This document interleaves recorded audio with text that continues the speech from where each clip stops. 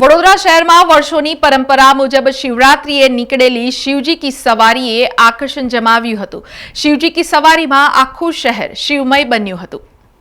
દેવાધિદેવ મહાદેવની આરાધના કરવાનો મહાપર્વ એટલે મહાશિવરાત્રી। આજે શિવરાત્રીના પવિત્ર પર્વની શહેરમાં શ્રદ્ધા અને ઉત્સાહભેર ઉજવણી શરૂ કરવામાં આવી હતી। વડોદરા શહેરમાં છેલ્લા ઘણા વર્ષોથી શિવજીની સવારી એટલે કે શિવયાત્રાનું ભવ્ય આયોજન થાય છે। સત્યમ શિવમ સમિતિ દ્વારા આયોજિત શિવજી કી સવારીમાં વડોદરાવાસીઓ મોટી સંખ્યામાં હાજર રહે છે।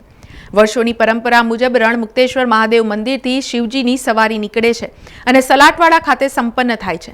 આજે શિવરાત્રીના મહાપર્વ નિમિત્તે રણમુક્તેશ્વર મંદિરથી શિવજીની સવારીએ પ્રસ્થાન કર્યું હતું।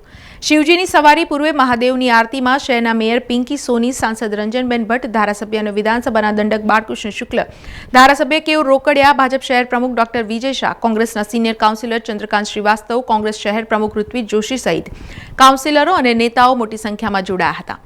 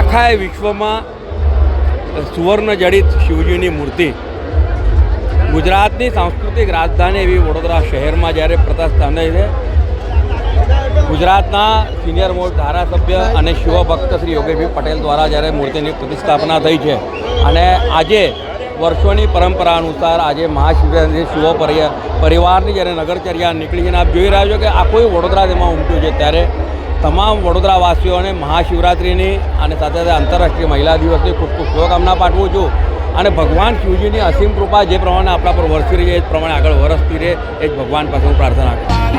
અને ભગવાન શિવજીની શિવરાત્રિ આજે વડોદરા એક ઉત્સવમય બની છે, ભક્તિમય બની છે। આપણા લોકપ્રિય અને સિનિયર ધારાસભ્ય યોગેશભાઈ દર વર્ષે શિવરાત્રિના દિવસે ભગવાન શિવ પરિવાર સાથે વડોદરાની નગર યાત્રાએ નીકળીને વડોદરાવાસીને દર્શન આપે, આવો લાવો વડોદરાવાસી પણ પોતાના જીવનમાં છોડવા માગતા નથી અને રાહ જોઈને બેઠા હોય છે। ભગવાનને પ્રાર્થના કરીએ હંમેશા આપની કૃપા વરસે અને શિવજી તો ભોળા છે શિવજી, અને હંમેશા ભોળો શિવ શંકર સૌની ઉપર કૃપા કરે છે। તો શંકર દાદાને આજે શિવરાત્રિના દિવસે શિવ પરિવાર સાથે નગરજનોને દર્શન આપવા માટે નીકળ્યા છે। શિવજીને ઓમ નમઃ શિવાય। તો સાથે મહિલા દિન પણ છે, તો આજે નારી શક્તિને પણ સન્માન અને નારી શક્તિને પણ મારી ખૂબ ખૂબ શુભેચ્છા। કલા અને સંસ્કૃતિની નગરી એવા આપણું વડોદરા શહેર જે ધાર્મિક પરંપરાઓ અને સંસ્કૃતિને અકબંધ રાખી અને દરેકે દરેક તહેવાર હોય, પછી એ કોઈ પણ ધર્મનો તહેવાર હોય, સૌ સાથે મળીને હળીમળીને ઉજવતા હોય છે। ત્યારે આજે શિવરાત્રિના પવિત્ર પાવન અવસરે પ્રતિવર્ષની જેમ આ વર્ષે પણ શિવજી કી સવારી કે જેમાં ભગવાન શિવનો સમગ્ર પરિવાર શહેરની નગરચર્યાએ નીકળે છે અને પ્રત્યેક ભાવિક ભક્તોને તેના ઘર આંગણે જઈ અને પોતે દર્શન આપે એવા શિવ પરિવારની આ શિવજી કી સવારીનું રથનું અહીં પ્રસ્થાન થવાનું છે। ત્યારે અહીંયા આખું વડોદરા શહેર કહી શકીએ કે ઉમટી ગયું છે અને ભગવાન શિવની ભક્તિમાં લયલીન થઈ અને સૌ આ શિવ સવારીમાં જોડાવા માટે અહીં ઉપસ્થિત થયા છે. એ રીતે છેલ્લા એક સપ્તાહથી શિવ સપ્તાહનું આયોજન કર્યું અને 3 કાર્યક્રમો જુદા જુદા વિસ્તારની અંદર સંગીતમય કાર્યક્રમનું આયોજન થયું.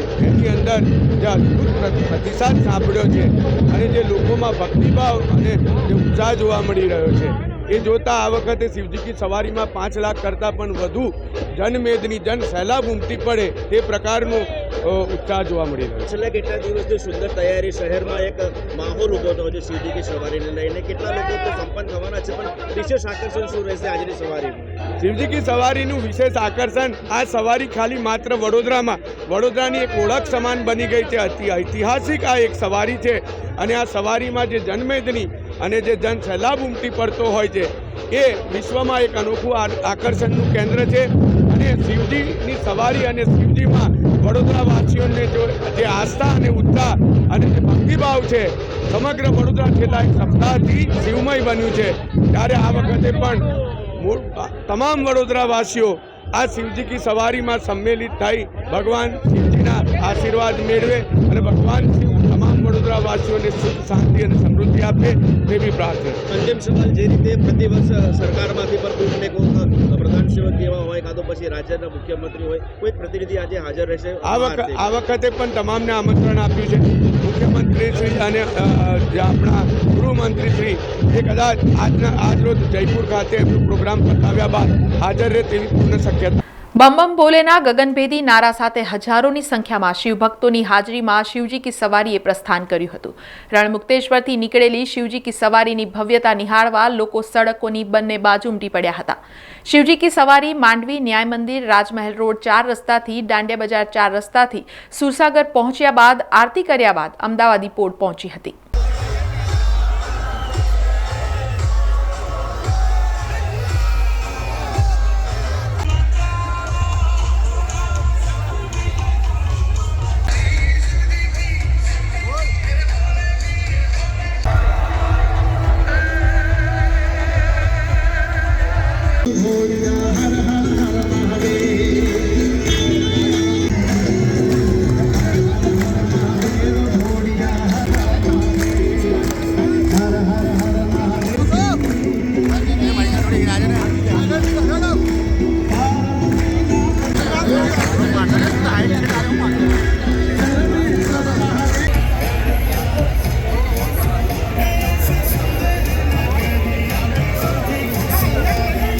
નગરી કલાનગરીમાં જે આજનો ખાસ મહત્વનો તહેવાર શિવરાત્રિ, એની આપણા માધ્યમથી તમામ શહેરીજનોને શુભેચ્છા પાઠવું છું.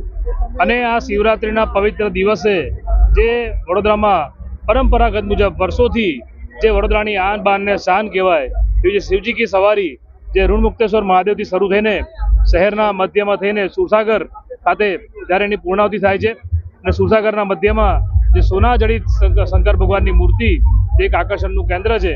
અને આ ઐતિહાસિક આપણી જે શિવજી કી સવારી જેના દર્શનના લાભ તમામ શહેરીજનો લે છે. આખા વડોદરા શહેરના તમામ શહેરીજનો એવું કહેવાય કે આખું વડોદરા ઉમટી પડે એમના દર્શન કરવા.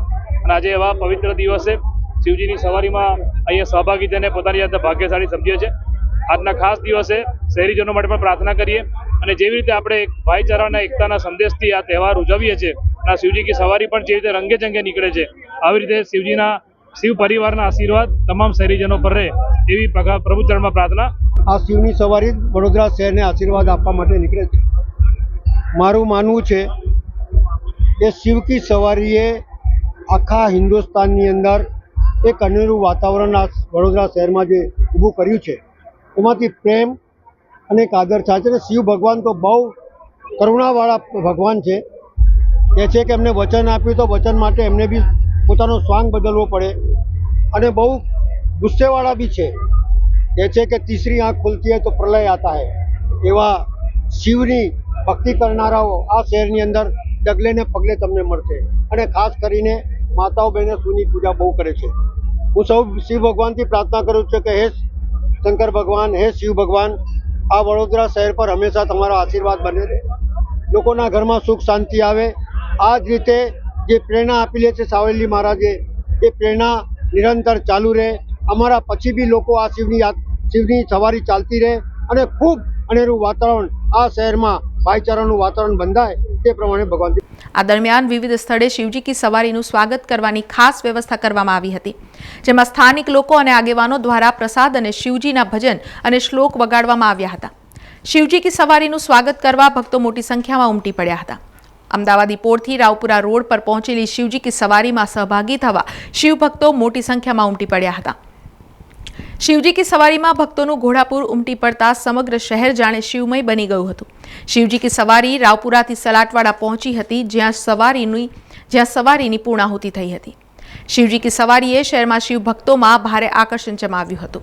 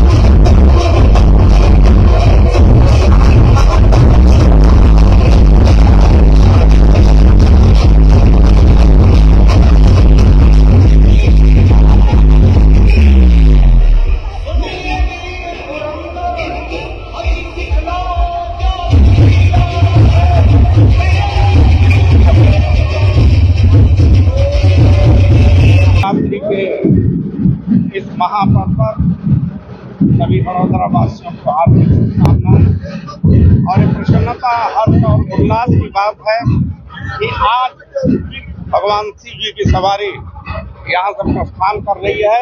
हम सभी बड़ौदा वासी भगवान शिव की सेवा में खड़े रहें, इनका कीर्तन करें, इनका स्मरण करें और जो शिव जी की सवारी पूरी बड़ौदा की है और योगेश काका, योगेश भाई अपना नेता, उनको शुभकामनाएं और जितने भी इसमें हम आप सभी को शुभकामनाएं, क्योंकि ये भगीरथ कार्य हो रहा है, बड़ौदा का एक ऐतिहासिक कार्य है।